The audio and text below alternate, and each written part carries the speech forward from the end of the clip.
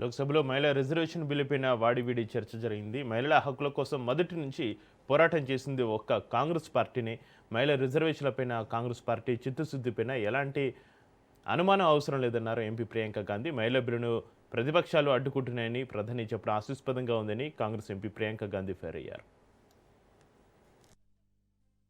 तरफ महिला आरक्षण की बड़ी बड़ी बातें तो दूसरी तरफ गुप्त रूप से ओबीसी वर्ग का हक छीना जा रहा है और कुछ प्रदेशों की ताकत कम करके लोकतंत्र की धज्जियां उड़ाकर अगले चुनाव के लिए अपनी पार्टी की मजबूती का ढांचा बनाया जा रहा है। हंस रहे हैं गृह मंत्री जी, हंस रहे हैं। पूरी योजना बना रखी है। चाणक्य आज अगर जिंदा होते तो वो भी चौंक जाते आपकी राजनीतिक कुटिलता में।